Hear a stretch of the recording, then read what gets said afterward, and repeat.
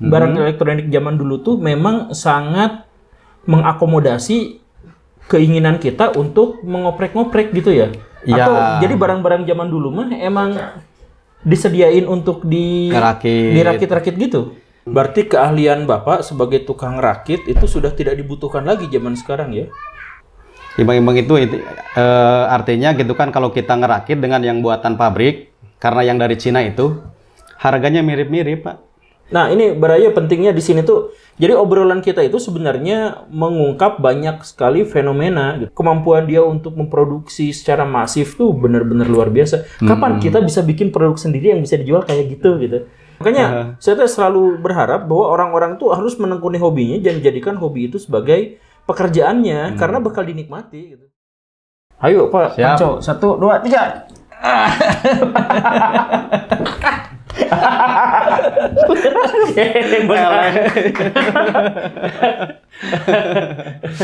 Ternyata lumayan. Aduh. Ini saya kemarin ketemu sama Levan Sagilafsili itu teh, salah seorang tukang panco yang jadi murid saya dulu. Tapi assalamualaikum Baraya, saya Guru Gembul dan kita ketemu lagi di Subaltern Speak. Dan sekarang bersama salah seorang atlet panco yang tidak dikenal. karena sebenarnya bukan atlet panco, ini adalah Kang Oma. Ya. Yang leluhurnya dari Tasikmalaya.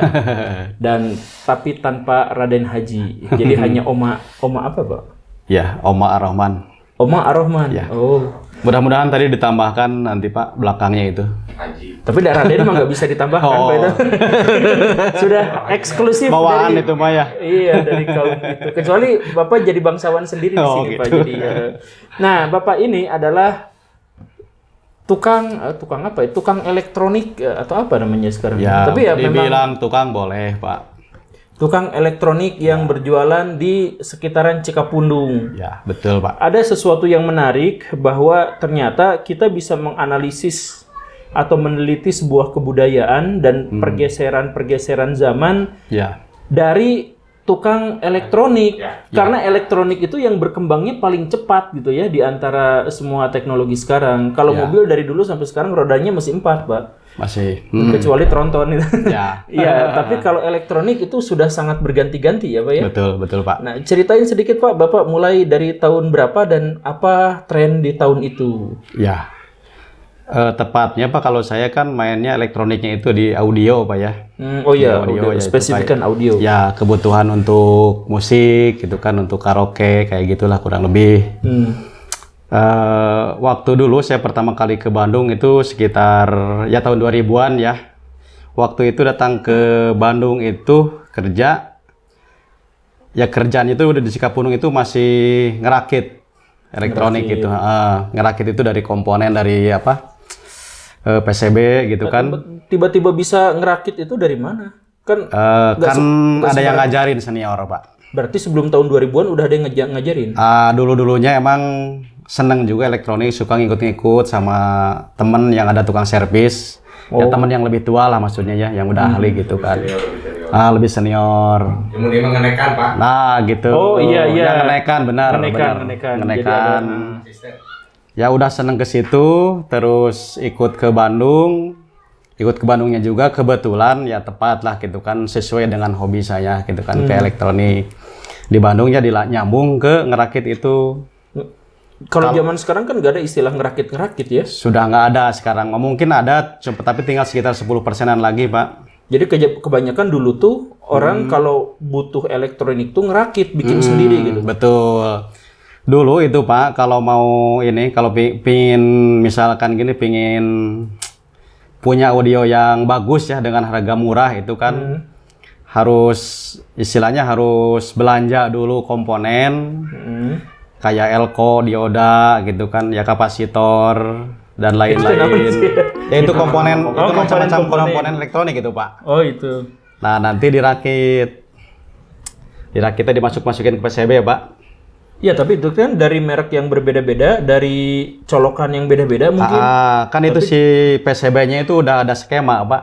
Oh, itu. Udah ada skema, ya udah ada jalurnya, udah ada skemanya. Misalkan di sini gambar kapasitor, gambar diode, dan nilai-nilainya sudah tercantum di situ. Jadi maksudnya barang elektronik di zaman dulu pun tadi dipotong. Barang elektronik zaman dulu tuh memang sangat mengakomodasi keinginan kita untuk mengoprek-ngoprek gitu ya? Ya. Atau jadi barang-barang zaman dulu mah emang disediain untuk dirakit-rakit gitu? Sebetulnya barang branded juga banyak Pak, barang pabrikan, tapi kan harganya mahal. Nah, alternatifnya kita itu kan ngerakit, pingin suara hasilnya bagus, dapat suara yang bagus, dapat power yang besar ya. Power itu power amplinya ya, wattnya gede gitu kan. Tapi dengan harga murah ya kita ngerakit. Gitu Pak. Kalau zaman sekarang bisa kayak gitu? Kan kata Bapak tadi sedikit gitu, tapi bisa. Sekarang itu Pak, seiring dengan waktu kan sekarang banyak barang-barang dari luar, ya dari Cina lah, hampir semua dari Cina. Itu barang jadi kan udah murah. Oh iya. Jadi ngapain juga kita capek-capek ngerakit dan sudah disediain yang udah jadi. Kalau yang dulu emang bukan dari Cina? Dulu mah kan kebanyakan masih dari Jepang gitu kan, USA. Onderdil Pak ngaruh Pak. Gitu. Nah iya itu. Aplikasinya ngaruh. Sekarang apa-apa dari Cina ya? Sekarang dari Cina. Barang Cina itu kan barang yang sejenis gitu ya. Kalau yang sekarang aja kan yang versi Cina sama yang versi yang kayak Jepang lah kan harganya jauh banget gitu Pak. Jadi dulu itu kenapa orang ngerakit? Karena nggak punya duit. Karena pingin murah dapat bagus gitu Pak. Nah sekarang tidak usah lagi. Kalau sekarang ngerakit dengan barang pabrik itu harganya hampir sama. Oh. Kadang-kadang mahalan ngerakit kalau pingin bagus kalau sekarang. Berarti keahlian Bapak sebagai tukang rakit itu sudah tidak dibutuhkan lagi zaman sekarang ya? Atau bukan tidak dibutuhkan lagi, sekarang juga masih Pak, tapi untuk kebutuhan tertentu saja. Misal? Ya misalkan ada kebutuhan kalau saya ya, kalau di profesi saya kan untuk misalkan untuk ada proyek di sekolah atau apa, itu barang yang ada di pabrikan ya kita bisa rakit sendiri. Oh gitu. Kalau untuk kebutuhan umum kayak untuk rumahan, kayak speaker aktif atau amplifier gitu, sekarang kan udah yang jadi pada murah-murah gitu Pak. Cik, kita kasih ini Pak, ini mah hanya sekedar untuk melihat perbandingannya saja dan kita nostalgia aja di masa lalu. Di zaman dulu tahun 2000-an pas Bapak mulai acara ini, kalau rakitan harganya berapa? Kalau langsung beli geledegan harganya berapa? Ya, di dulu ya. Ya, dengan tarif dan kurs rupiah zaman dulu. Ya. Dulu harga dulu aja saya bicaranya ya, harga dulu. Kayak amplifier kan kayak yang bermerek-merek kayak apa? Sony kayak gitu kan. Harganya mungkin di atas 1 juta. Zaman dulu tuh ya? Zaman dulu. Untuk kualitas bagus ya. Kalau rakit kan bisa sekitar 400 atau 300-an, betul. 300-an. Tapi kualitas menyerupai betul. Atau harapan saya teh adalah suaranya gede, tenanaun listrik boros gitu. Berarti bisa di ini ya. Bisa dioprek-oprek, misalkan saya mah yang penting mah tidak boros gitu. Gak apa-apa suaranya kecil gitu. Itu bisa sesuai permintaan kayak gitu ya dirakit. Kalau listrik mah kayaknya nggak terlalu dipikirin sih orang ngerakit, dan nggak terlalu gede juga yang bikinnya kan. Yang penting kan dengan misalkan anggaran segini dapat suara sesuai keinginan gitu Pak. Rata-rata kan orang gitu. Nah kalau sekarang perbandingannya berapa Pak? Kan tadi 300 banding 1 juta. 300 rakitan. Ya. Kalau geledegan 1 juta. Dengan kualitas yang kurang lebih sama. Dengan kurs zaman dulu. Nah kalau sekarang perbandingannya segimana Pak? Kalau ngerakit berapa? Ya kalau sekarang imbang-imbang Pak. Imbang-imbang itu artinya gitu kan, kalau kita ngerakit dengan yang buatan pabrik, karena yang dari Cina itu harganya mirip-mirip Pak.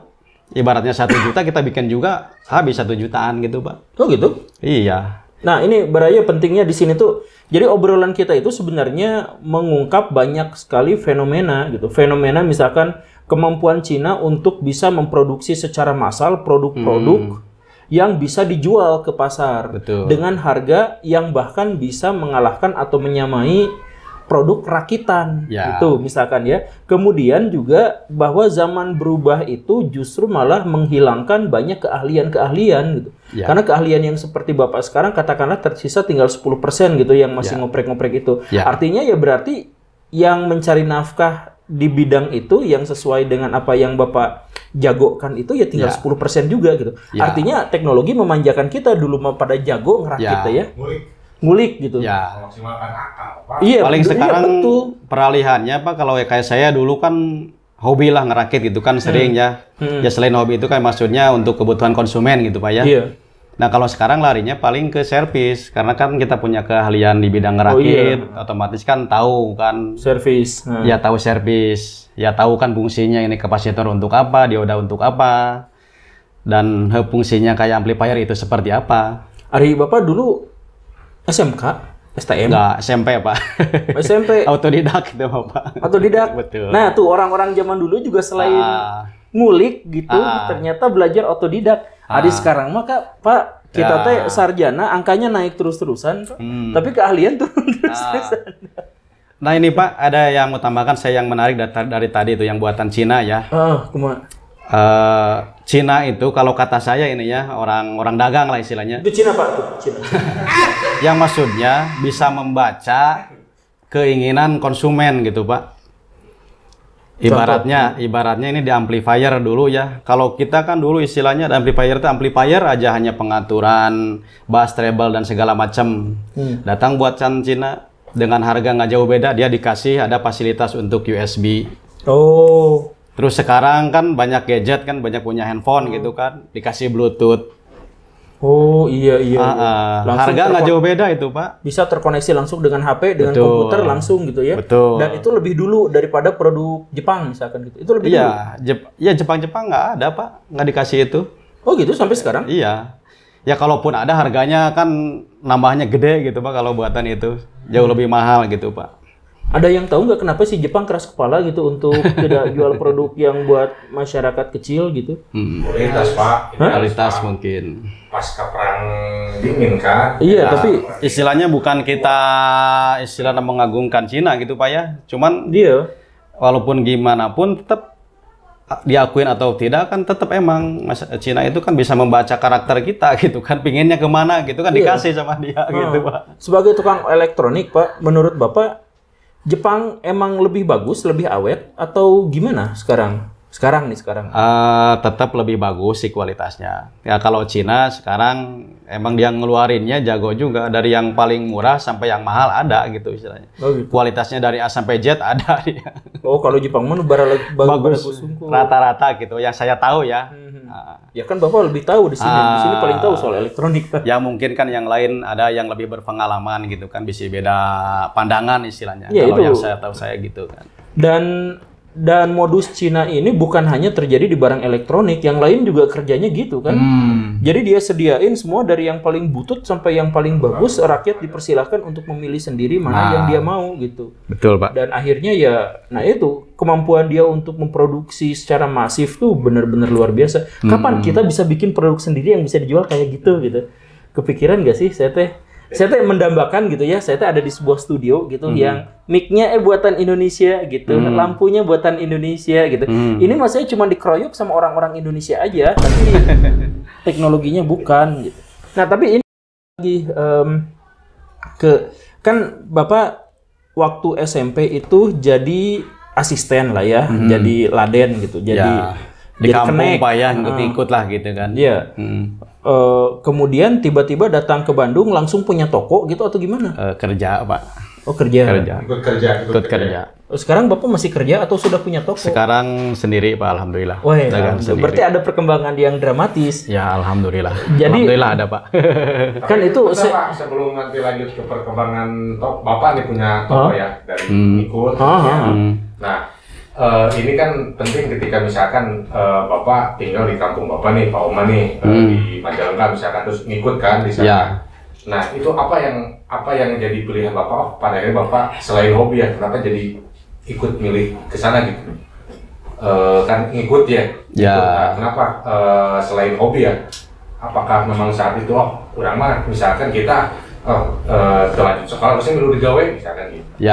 Ya emang dari dulu ya sebetulnya intinya mah kan cari kerjaan juga, cari kerjaan. Tapi emang kebetulan sesuai hobi dapat kerjanya gitu. Gitu Pak. Jadi ya nyambung lah gitu Pak. Itu siapa yang Bapak ikutin dulu teh? Paman? Saudara sih. Saudara. Kalau orang Sunda ngomong saudara, ya teh belum tentu saudara dekat gitu teh. Tetangga jarak jauh gitu. Kita kan semua saudara Pak. Oh gitu ya, nah, segitu dah. Saudara ya. Ada hubungan darah? Ada lah, tapi ada jauh ya. Tuh kan, ada lah tapi jarak jauh. Ya, nah itu tuh. Gimana ceritanya Bapak yang awalnya lulusan SMP saja, datang ke Bandung hanya sebagai kenek dan otodidak belajar hanya gara-gara hobi, lalu di situ bekerja dan bukan tiba-tiba, dan 20 tahun kemudian Bapak sekarang memiliki toko sendiri. Kapan Bapak memiliki toko itu tuh? Kalau saya dulu Pak masih kerja dulu, saya dari dulu pertama kerja ya. Istilahnya di satu tempat kerja saya nggak beralih-alih gitu Pak. Setia? Ya dari pertama kerja ya sampai istilahnya keluar dari situ kan nggak kerja lagi yang lain kan, itu berarti kan ya maksudnya nggak pindah-pindah lah gitu kan Pak. Nah terus pas saat itu juga pas lagi kerja, kalau saya itu kan kadang-kadang kan kalau yang lain lah teman-teman gitu ya Pak ya, banyak istilahnya kalau main atau ini ada luang waktu kan main gitu kan. Kalau saya kan selalu gini Pak, istilahnya ngulik, karena hobinya itu kadang-kadang ada PCB apa gitu kan, apa modul apa elektronik gitu kan dipelajari. Ini gimana cara kerjanya, misalkan transistor, ini gimana cara kerjanya istilahnya dipelajari gitu Pak.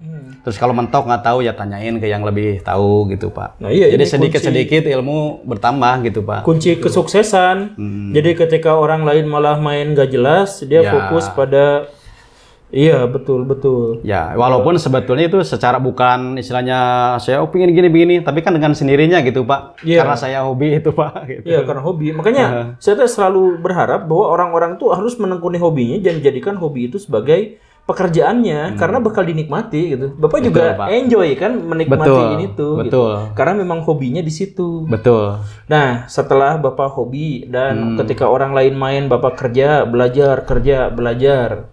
Apa momentum Bapak sampai bisa punya toko sendiri? Itu kan saya yakin sewa toko di situ tuh tidak murah. Ya. Sewa punya? Sewa Pak. Oh sewa. Ya dulu sewa ya, alhamdulillah sekarang mah ada gitu. Oh Pak. Sekarang punya sendiri? Tuh kan. Alhamdulillah Pak.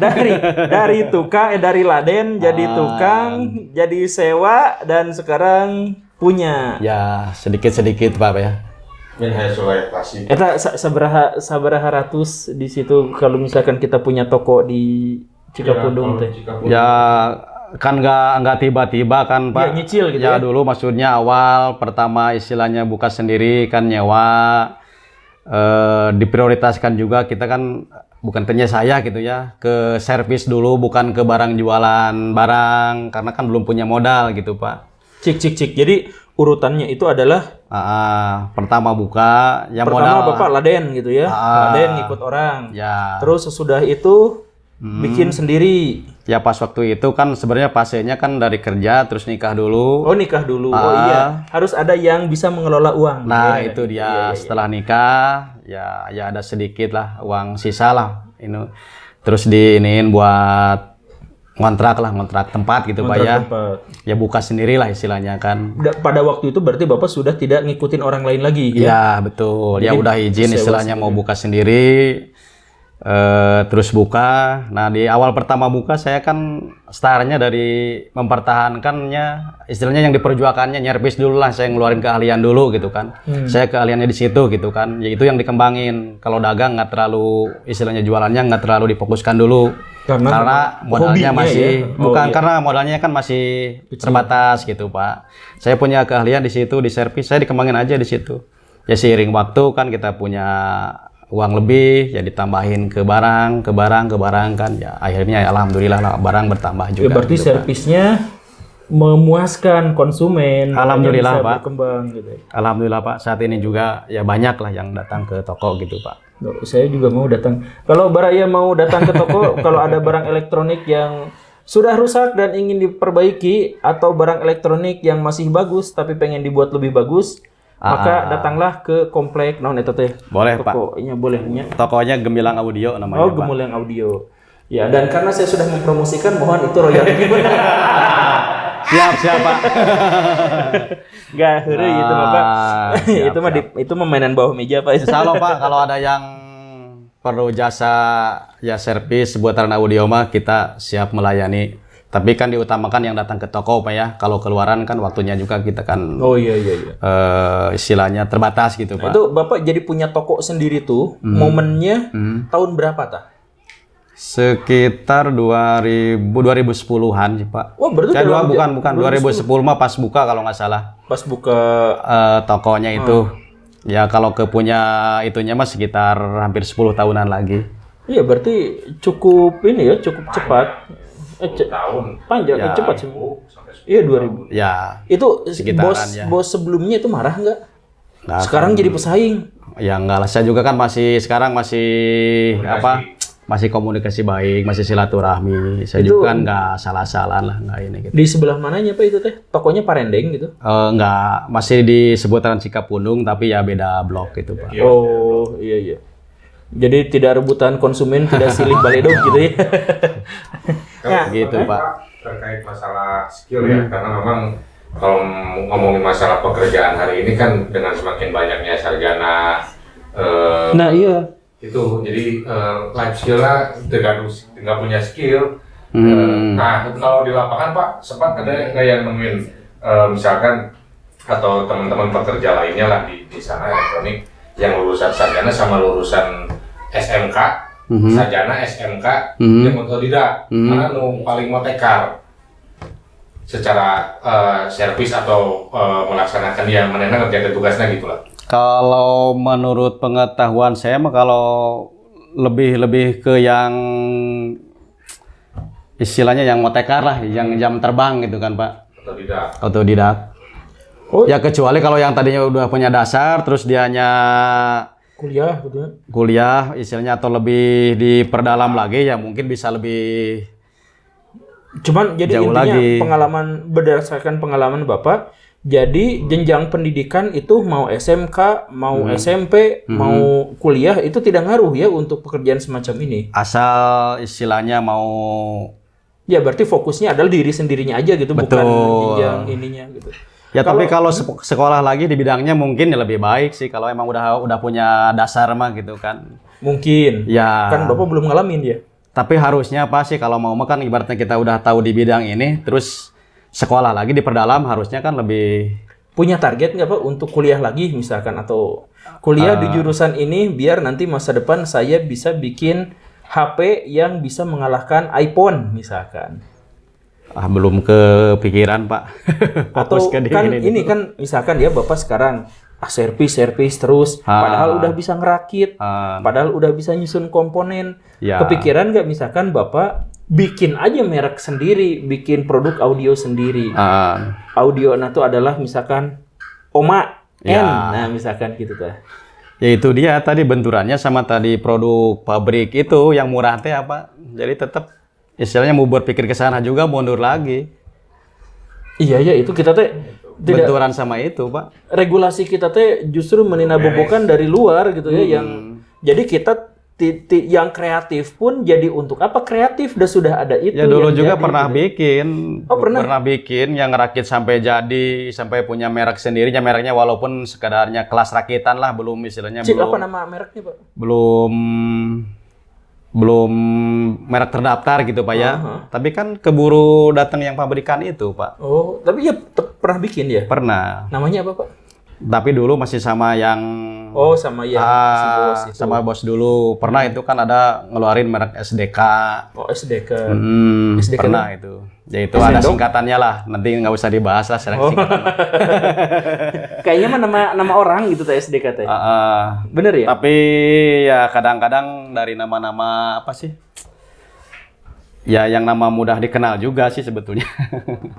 Ya adalah singkatannya mah, tapi ya salah satunya itu gitu Pak. Tapi kan seiring waktu itu kan dulu pernah ramai itu Pak. Ya maksudnya dibikin sampai jadi. Ya yang tadi kan yang rakitan ya kan. Tapi seiring waktu yaitu datang produk dari luar yang Cina itu. Iya. Ya yang kita ke lindas Pak. Tapi ngomong gini teh aman nggak sih? Soalnya ada peraturan pemerintah bahwa kita tuh tidak boleh mengeluarkan produk yang tanpa izin sekarang mah. Ya. Jadi sempat ada yang bikin TV sendiri gitu. Tapi kan langsung di penjara, bahkan ada seingat saya di penjara atau apa gitu. Ya waktu dulu juga kan masih untuk kelas rumahan aja Pak. Ya makanya belum skala besar gitu. Langsung jadi CNN. Jadi takut bapaknya. Ya enggak, maksudnya dulu juga kan kalau di ininya untuk skala besar mah kan mungkin kita pikirkan juga untuk perizinannya segala macamnya gitu Pak. Dan sampai sejauh ini karena Bapak mah berarti masih bisa ngikutin zaman gitu ya, masih. Jadi elektronik berubah kayak gimana ya ikutin aja gitu. Ikutin Pak. Berarti harus itu Pak. Iya harus ya. Harus. Omset berarti masih aman ya? Ya alhamdulillah lah masih berjalan Pak. Iya masih berjalan. Iya jadi ke ini gitu ya, ke Harti gitunya. Ya masih bisa makan lah Pak. Cuman maksudnya kalau misalkan nanti akan ada perubahan berikutnya, misal jadi barang elektronik itu jadi segede gini, misalkan Pak yang audio apa segala rupanya tetap segede gini. Ya. Masih bersiap untuk menghadapi perubahan itu? Ya emang seiring waktu juga sekarang emang larinya udah ke situ sebagian Pak. Ya. Kayak audio mixer aja kan yang 30 misalkan yang 32 channel dulu kan sampai semeter lebih ukurannya. Sekarang kan yang kalau yang udah kan kecil Pak. Udah ada. Ya cuman kan orang juga belum semua minat ke situ. Kadang ada yang masih bertahan di yang versi yang lama yang analog. Ada yang udah lari ke digital itu kan. Yang di Bapak yang digital berapaan Pak? Yang kecil itu? Saya mau beli. Ya, lebih fokusnya kita masih jual yang analog sih Pak. Oh gitu. Wah tidak mau jual ke saya. Tidak mau nyebutin harga. Nanti ke sana aja apalah kalau perlu barang mah. Saya teh nggak mau beli barang-barang elektronik teh karena suka disuruh bayar gitu Pak. Sudah bayar gimana Pak? Ya, jadi kalau saya beli tuh suka ditagih gitu uangnya. Padahal kan saya mah pengennya ngambil aja gitu. Jadi biar kalau cek aja gratis Pak. Kalau cek aja ngetes aja gratis boleh. Oh cuman cek sih buat dites nyanyi karaoke juga boleh gratis. Kita menemukan banyak inspirasi di sini tentang disrupsi teknologi, tetapi ternyata masih banyak orang-orang di Indonesia yang bisa bertahan karena kemampuan adaptasinya dan kemampuan adaptasi yang luar biasa. Misalkan dari Bapak ini justru dimulainya bukan dari latar pendidikan, bukan dari kesarjanaan, tapi karena hobi. Karena suka, karena hobi, ada di dunia elektronik. Bahkan ketika dunia elektroniknya terus-terusan bergolak, bergeser, pindah ke sana kemari, dari produsennya Jepang ke Cina, dari dulu analog ke digital, dari dulu gede sekarang jadi kecil, dari dulu rakitan sekarang jadi barang jadi, bisa beradaptasi. Jadi inspirasinya kita kena bahwa kalau misalkan mau hidup sukses, bukan nyari pekerjaan yang diiming-imingi pasti bagus, tetapi pekerjaan yang kita nikmati. Ya, betul Pak. Terima kasih karena sudah menyimak. Saya Guru Gembul dan ini Kang Oma tanpa RH. Pamit. Assalamualaikum warahmatullahi wabarakatuh. Assalamualaikum warahmatullahi wabarakatuh. Panco deui. Siap.